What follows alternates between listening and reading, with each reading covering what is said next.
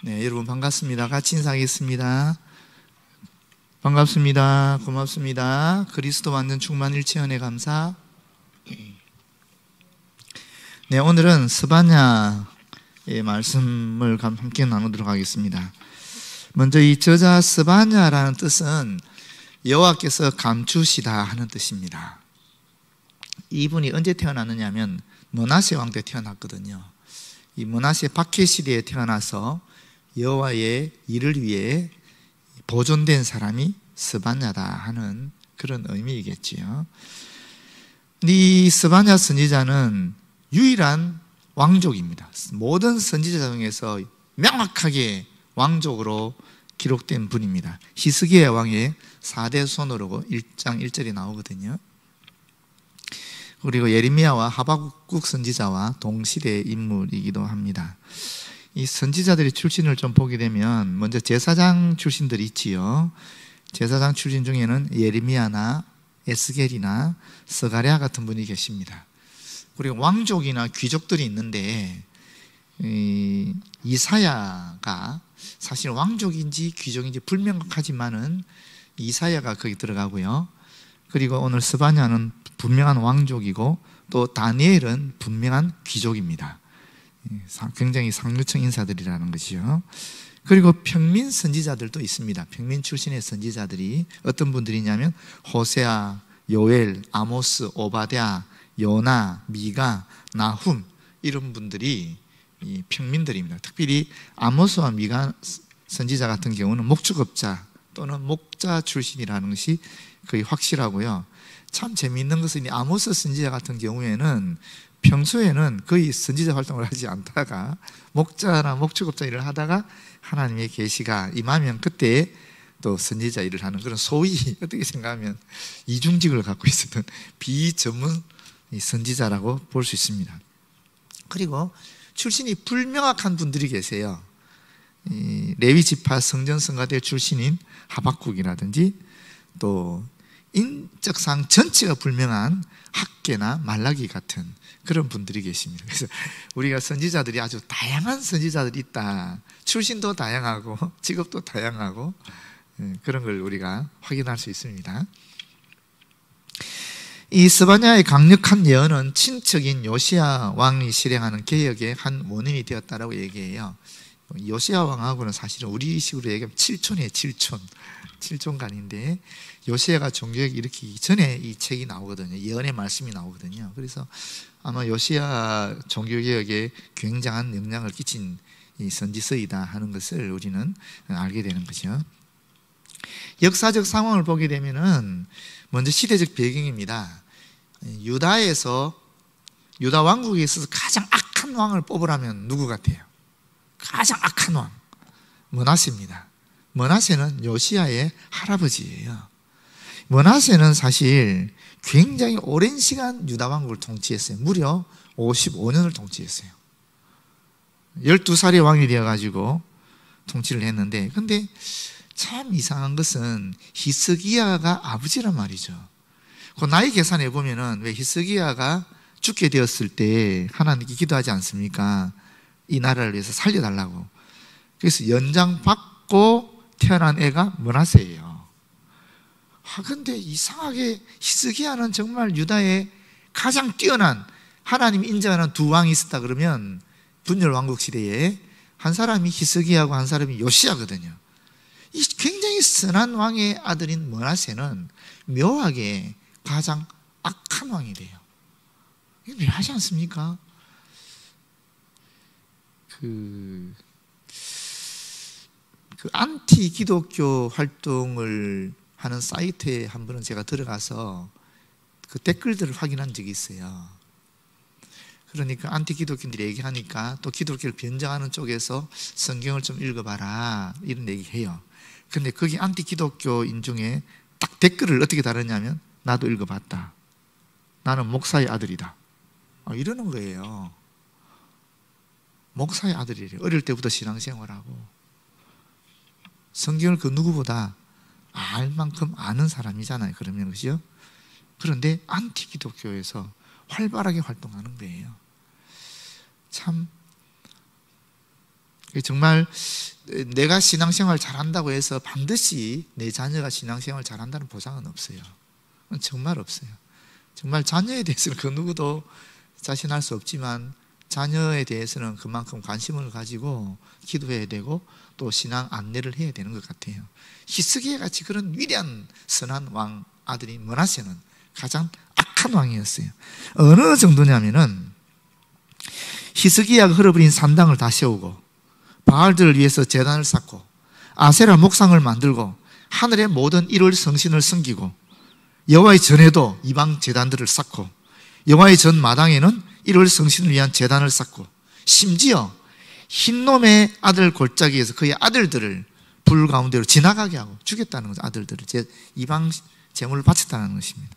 점쟁이와 박수를 신임하고 자기가 만든 목상을 하나님 전에 세웠다, 이렇게 되어 있어요.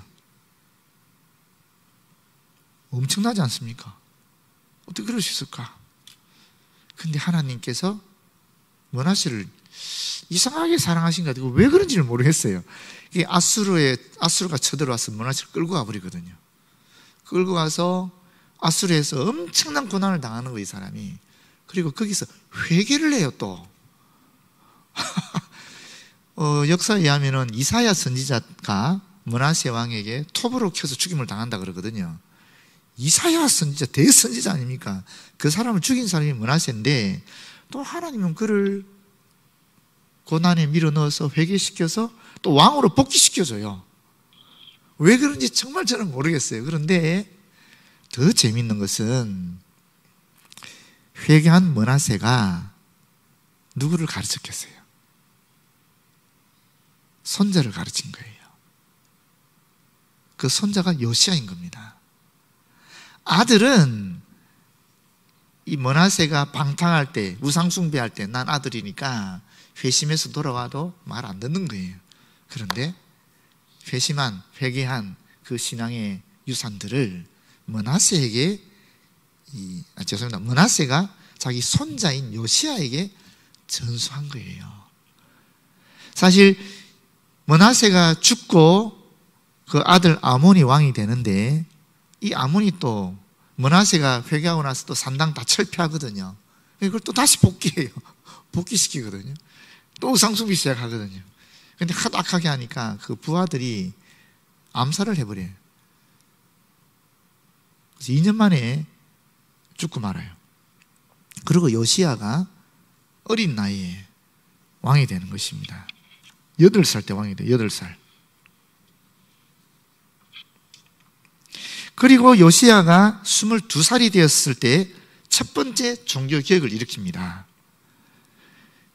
이 므낫세의 신앙교육을 잘 받았기 때문에 이와 같은 일을 했다라고 여겨져요. 그게 주전 628년인데 이때 요시야가 바알의 모든 제단을 헐고 이방신의 분향단을 파괴하고 거짓 선지자들의 뼈를 그 제단에서 불살라서 유다와 예루살렘을 정결하게 했다라고 역대하 34장에 이야기하고 있어요. 1절부터 7절에 보게 되면. 그런데 또 1차 종교개혁이 일으키고 난 6년 후에 이 예루살렘 성전을 수리하기 위해서 헌금함을 개봉을 했는데 그 헌금함에서 뭐가 나오느냐 하면은 율법책이 나온 거예요. 헌금함에서. 근데 이게 진짜 율법책인지 아닌지 알 수는 없잖아요. 그래서 누구한테 가느냐 하면 여선지자 훌다라는 분한테 가요. 왜? 그때 그 당시에 스바냐 선지자도 있었고 예레미야 선지자도 있었고 여러 분 계셨을 건데 왜 하필 그 율법책이 이게 진짜 하나님의 말씀인지 아닌지 확인하기 위해서 여자 선지자인 훌다에 갔을까? 여러 가지 또 해석이 있습니다. 아마 예레미야는 아스도 출신이니까 거기 없었을 것이다. 스바냐도 시몬 지파 출신이니까 예루살렘에 그 당시에 없었을 것이다. 근데 아마 훌다는 그 왕궁 선지자, 나단의 계보를 잇는 그런 왕궁의 선지자였기 때문에 이 왕이 그에게 보내서 확인을 시켰을 것이다. 이런 여러 가지 이야기 있지만은 하여튼 중요한 것은 뭐예요? 이게 진짜 율법책이 맞습니까? 하나님 율법이 맞습니까? 확인한 분이 여자 선지자 훌다였다라는 거예요. 저는 우리 교회 여자 성도들이 훌다처럼 되었으면 좋겠어요. 하나님 말씀에 깊은 지식이 있고 또 지혜가 있어서 남편들이 또는 성도들이 이거 하나님 말씀, 이 말씀을 어떻게 봐야 됩니까? 이게 정말 내가 기도해 봤는데 이게 하나님 음성인지 아닌지 헷갈려요. 이게 하나님 음성입니까? 이렇게 물을 수 있는 불닭 같은 그런 성도들이 다 됐으면 참 좋겠어요. 진짜 멋있지 않습니까? 갑자기 툭 튀어나와요. 그리고 또 안 나와요. 다 그 어디도 안 나오고 딱 이 율법책을 확인하고 검증하는 이때만 딱 나오는 분이에요, 이분이.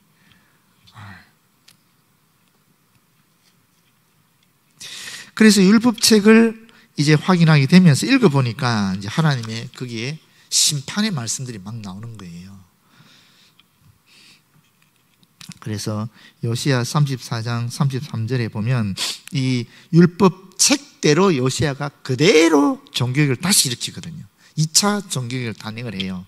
그 결과를 이렇게 34장 33절에 얘기하고 있어요. 역대하 뭐라고 이야기하냐면 이와 같이 요시야가 이스라엘에게 속한 모든 땅에서 가증한 것들을 다 제거하여 버리고 이스라엘의 모든 사람으로 그들의 하나님 여호와를 섬기게 하였으므로 요시야가 사는 날에 백성이 그들의 조상들의 하나님 여호와께 복종하고 떠나지 아니하였더라. 진짜 멋지지 않습니까? 요시야가 살아있을 때 그때 그 백성들 중에 그 누구도 하나님의 법을 어기지 않고 하나님의 법대로 살려고 온 나라가 다 애를 썼다라는 거예요. 우리 내년 3월 9일에 대통령 선거가 있는데 이런 위대한 지도자가 나왔으면 좋겠어요. 진짜 하나님을 경외하고 백성을 두려워할 줄 알고 진짜 이 나라 이 민족의 미래를 염려하는 또 미래의 토대를 닦는 그런 지도자가 나왔으면 좋겠어요. 그리고 저를 위해서 여러분 기도해 주십시오. 어쨌거나 우리 교회를 제가 섬기고 있는데 이렇게 되면 참 좋겠어요. 우리 교회 성도들이 다 우리 저랑 같이 하나님 말씀으로 나누고 또 사랑도 나누고 그렇지 않습니까? 같이 선교하고 같이 봉사하고 같이 교육하고 같이 친교하고 같이 예배드리고 그러면서 참 하나님이 기뻐하시는 그런 아름다운 교회로 계속 나갔으면 좋겠어요. 아멘. 스바냐의 예언은 첫 번째 종교개혁이 일어나기 전인 주전 635년에서 625년 사이에 있었을 것이고요. 그리고 요시야 왕이 개혁에 스바냐는 굉장한 영향을 끼쳤다라고 봅니다. 어떻게 보면은 단적으로 표현하면 스바냐스는 사실 요시야 왕을 필두로 한 유다 왕 시대 종교개혁 운동을 선도하기 위해서 하나님께서 주신 예언이었다라고 볼 수 있는 거죠. 기록 연대는 630년경입니다. 요시야의 통치 기간이 주전 640년에서 609년 사이거든요. 그런데 종교개혁을 단행한 것이 622년이니까 622년 이전에 그리고 또 이 스바냐스에 보게 되면 니느웨에 대한 멸망이 미래로 예언되어 있어요. 그러면 이 니느웨가 멸망하기 또 전이었다고 볼 수 있잖아요. 그래서 622년에서 612년 사이 이렇게 되는 거죠. 그래서 보통 630년경이었을 것이다라고 학자들이 이야기합니다.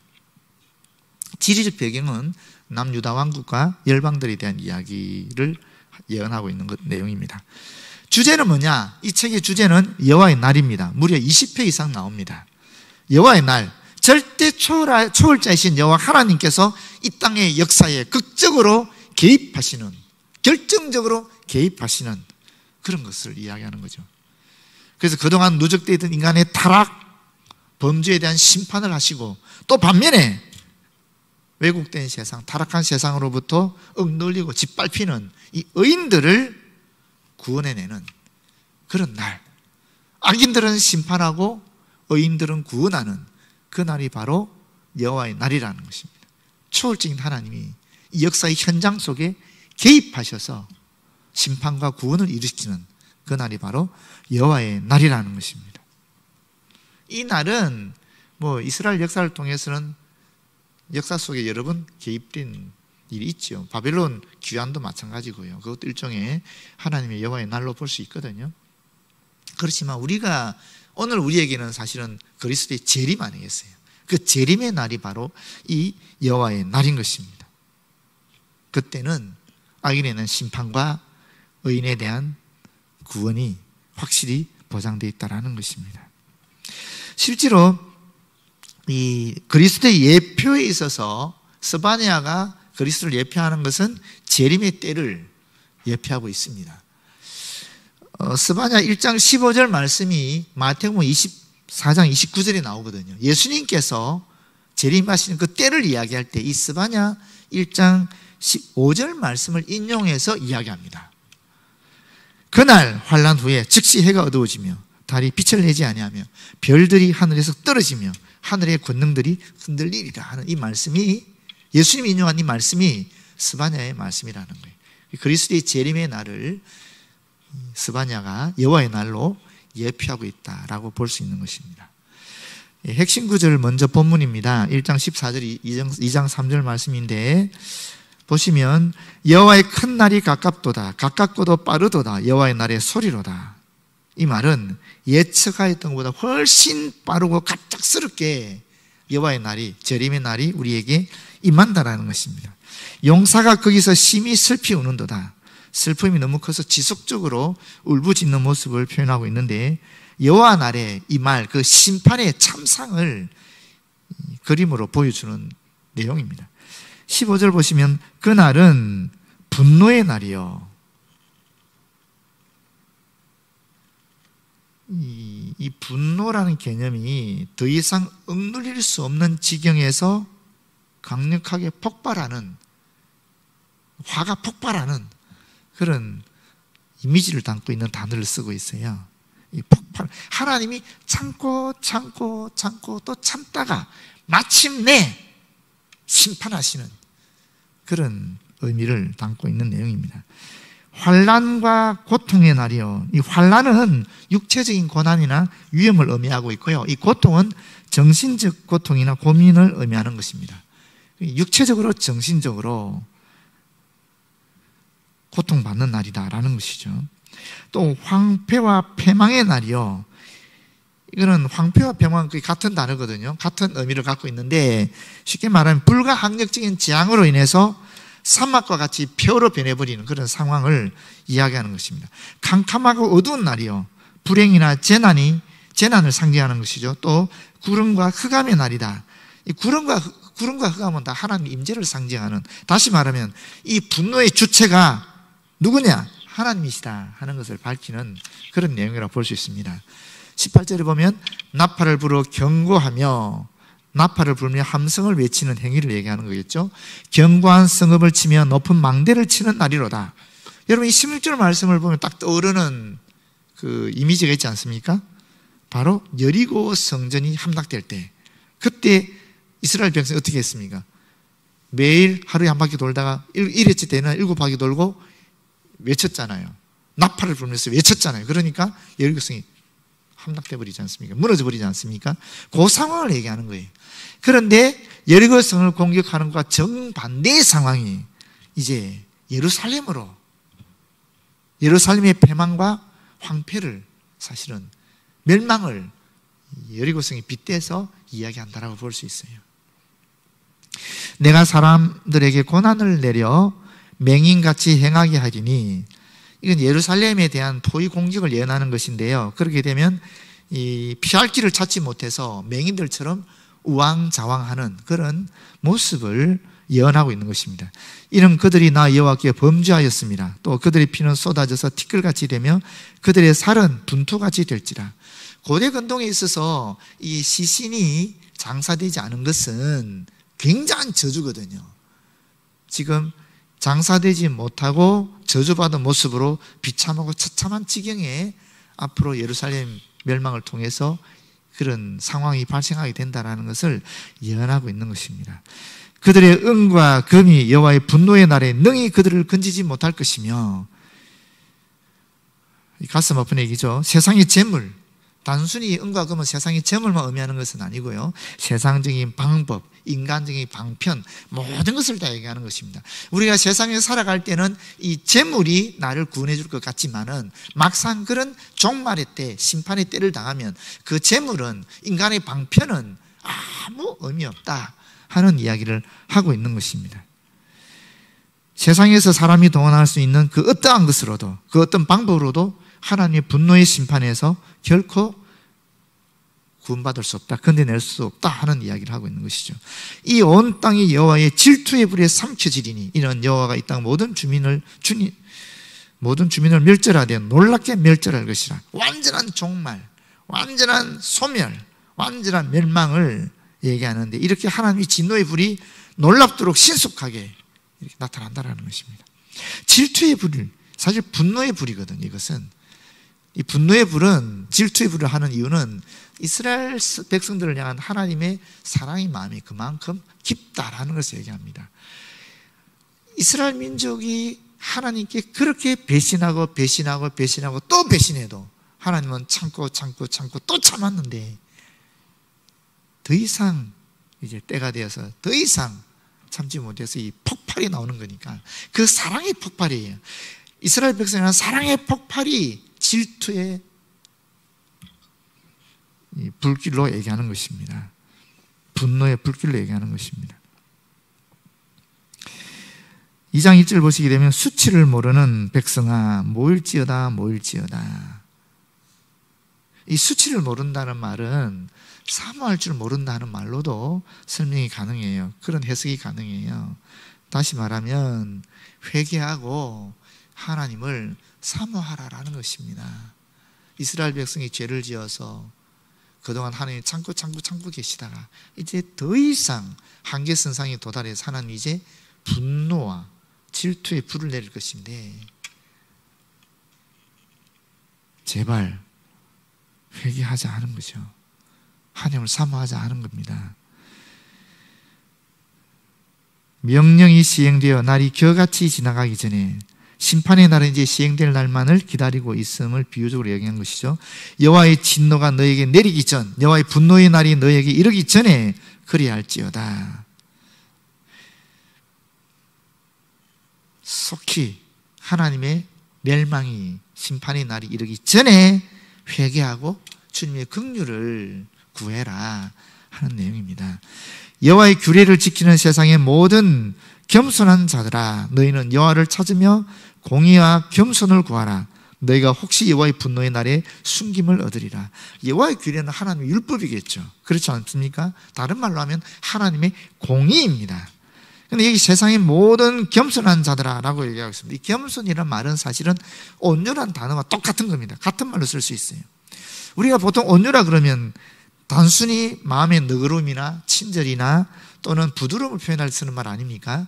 그런데 여기서 말하는 온유라는 말은 그런 의미만을 가지고 있는 건 아닙니다. 오히려 여기 있는 말은요, 수없는 고난과 역경 속에서도 매 순간 역사하시는 하나님의 역사를 믿으면서 자신을 비우고 하나님께 모든 것을 의지하고 맡기는 그런 신앙적인 태도를 가리키는 표현이 이 온유라는 표현이고 겸손이라는 표현입니다. 여러분, 이 온유, 겸손하다 하면 딱 떠오르는 인물이 둘 있지 않습니까? 일단 첫 번째 예수님이고요. 당연히 예수님이죠. 두 번째 구약에서 모세의 온유함이 지면에 승하더라, 이런 표현이 있지 않습니까? 근데 원래 모세가 어떤 인물이었어요? 엄청 성격 급한 사람이었습니다. 그렇지 않습니까? 막 화가 나가지고 반석도 막 두드리고 그래서 결국 가나안 땅에도 못 들어가게 되고, 그래서 그런 사람 아닙니까? 근데 이런 사람이었는데, 그런데 모세가 이스라엘 백성들을 이끌고 또 상처도 받고, 어떻게 생각하면 욕도 얻어먹고, 그러면서 또 신앙적으로 순화시켜 나가고 성숙해지면서 원래 그러지 않았던 인물이 나중에는 온유한 인물로 변화되었다라는 것입니다. 저도 그랬으면 좋겠어요. 저도 좀 이렇게 갔으면 좋겠어요. 저도 애를 쓸려고 기도해 주세요. 하여튼 우리 모두가 이렇게 갔으면 좋겠어요. 이게 진짜 온유라는 거예요. 단순히 친절하고 부드럽고 그런 게 아니라는 겁니다. 이 온유라는 것은 하나님의 역사하심을 철저하게 믿는 그 믿음에서 나오는 거라는 거예요. 하나님이 하시는데 하는 그런 믿음에서 나오는 하나님의 성품, 예수 그리스도 성품이라는 거예요. 이게 고난 속에서 연단되어지는 가운데 만들어지는 그런 성품이라는 것입니다.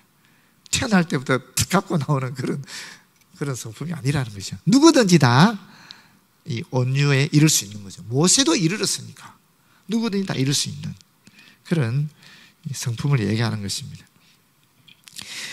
너희는 여호와를 찾으며 공의와 겸손을 구하라. 너희가 혹시 여호와의 분노의 날에 숨김을 얻으리라. 두 번째 보고 싶은 구절은 3장 17절에서 20절 말씀입니다. 보시면 17절입니다. 너의 하나님 여호와가 너의 가운데에 계시니, 이건 너무나 우리가 많이 하는 복음성가지 않습니까? 그는 구원을 베푸실 전능자이시라. 하나님이 구원을 베푸실 전능자이시면은 그분이 우리 가운데 계신다고 하면 우리는 어떻게 되겠습니까? 우리는 어떠한 역경 가운데에서도 궁극적으로 안전과 보호에 대해서 신뢰를 가질 수 있는 것이죠. 왜 그렇습니까? 그 신뢰의 근거가 내가 아니거든요. 나와 함께 하시는 전능하신 구원자 하나님이시니까 내가 어떤 형편에 산다 할지라도 우리는 좌절하지 않는 거죠. 절망에 빠지지 않는 거죠. 그분을 신뢰함으로 그분과 함께 걸어가기 때문에, 동행하기 때문에 항상 우리는 앞을 바라보고 나아갈 수 있는 것입니다. 그가 너로 말미암아 기쁨을 이기지 못하시며 너를 잠잠히 사랑하시며 너로 말미암아 즐거이 부르며, 이 삼중적인 강조요법이 문법이거든요. 이게 기뻐하시리라 하리라. 이전에 하나님의 분노와 진노의 대상이었던 선민들이 이제 완전히 용서받고 거룩하게 되어서 하나님의 사랑과 기쁨의 대상이 된 것을 이야기하고 있는 것입니다. 그래서 앞부분에서는 사실은 이 진노의 대상이었는데 이제 회개해서 남은 자들이 하나님 앞에 또 이 사랑의 대상으로, 기쁨의 대상으로 구원되는 그런 이야기를 하고 있는 것입니다. 내가 절기로 말미암아 근심하는 자들을 모으리니 그들은 내게 속한 자라. 그들에게 지어진 짐이 치욕이 되었느니라. 이것은 이 절기로 말미암아 근심하는 자들은 뭐겠어요? 바벨론 포로를 끌려갔던 사람들이죠. 그런데 이제 이들이 귀환하게 된다는 것입니다. 바벨론 포로에서 해방되어서 예루살렘으로 다시 돌아와 이 율법에서 명시된 하나님의 절기들을 지킬 수 있게 된다는 것입니다. 내게 속한 자라, 이 내가 예루살렘에 속한 자라, 이런 의미입니다. 그때 내가 너를 괴롭게 하는 자를 다 벌하고, 이 말은 여호와의 날에 하나님께서 침묵을 깨시고 일어나서 대적들에게 징계하실 것을 말씀하고 있는 내용이죠. 저는 자를 구원함, 이것도 삼중적인 강조요법입니다. 쫓겨난 자를 모으며 온 세상에서 수욕, 부끄러움이거든요. 부끄러움을 받는 자에게 칭찬과 명성을 얻게 하리라. 이 이스라엘 민족 선민 구성원들을 단 한 사람도 빼놓지 않고, 다시 말하면 아무리 연약하고 부족한 자라 할지라도 하나님께서 전부 다 구원하실 것이다 하는 그런 말씀입니다. 칭찬과 명성을 얻는다. 이건 단순히 열방으로부터 영광을 받는다는 의미를 넘어서서 선민으로서 하나님의 관계가 회복되고 또 영육 간의 모든 축복을 누리면서 제사장 나라로서의 그 역할을 감당하게 된다 하는 것을 암시하고 있는, 예언하고 있는 내용으로 볼 수 있겠습니다. 마지막 절입니다. 내가 그때에, 하나님의 심판과 구원이 완성될 그때에 너희를 이끌고 그때에 너희를 모을지라. 내가 너희 목전에서 너희의 사로잡힘을 돌이킬 때 너희에게 천한 만민 가운데서 명성과 칭찬을 얻게 하리라. 여호와의 말이니라. 여호와의 말이니라. 지금까지 선포된 심판과 구원의 모든 말씀이 하나님에 의해서 반드시 성취될 것을 확정하는 종교로죠. 여호와의 말이니라. 하나님의 말씀은 반드시 이루어지니까 그렇게 얘기하고 있는 것입니다. 이스라엘 민족을 향한 예언이었지만 이것은 오늘 저와 여러분에게는 바로 우리 그리스도의 재림 때 일어날 일을 이야기하고 있는 것입니다. 여러분, 우리가 이 땅을 살아가는 것은 나그네지 않습니까? 사실 그렇지 않습니까? 우리 권사님들 너무 잘 아시죠? 한번 죽음에 딱 직면해 보면은 그동안 내가 꿈꾸었던 것들이 참 허무해지거든요. 내가 뭐하러 이렇게 살았나 싶기도 하고 그러거든요. 죽음에 직면하게 되면, 은혜로 암에서도 또는 교통사고의 죽음 위협으로부터 벗어나게 되면 그 다음부터는 어떤 마음이 드느냐면, 이제 내가 참 덤으로 그때 나는 이미 죽었고 이제 덤으로 내가 주를 위해서 살아야 되겠다는 그런 결단하게 되지 않습니까? 그런데 우리가 그렇게 결단하면서 뭘 바라보고 살아야 되느냐? 이제부터는 그리스도의 재림을 바라보고 사는 겁니다. 종말을 보고 사는 겁니다. 영원한 저 하늘을 보고 사는 겁니다. 그게 진정한 소망이 되는 것이고, 그게 진정한 구원이 되는 것이고, 그것이 사실은 이 땅에서 우리 그리스도인으로서 승리하는 삶을 살아갈 수 있는 원동력이 되는 것입니다. 모쪼록 저와 여러분이 이 말씀에 의지해서 심판의 날, 그 심판의 날이 사실은 구원의 날로 우리에게는 임한다는 것을 믿고 주님 안에서 함께 자라났으면 좋겠습니다. 기도하겠습니다. 아버지 고맙고 감사합니다. 여호와의 날이 불신자들에게는 심판의 날이지만 믿는 자들에게는 구원의 날이 될 줄로 믿습니다. 아버지, 우리가 그 날을 바라보고 이 땅에서 주님이 주신 사명을 온전히 완전하게 충성되이 감당할 수 있도록 역사하여 주시옵소서. 예수님 이름으로 기도드립니다. 아멘.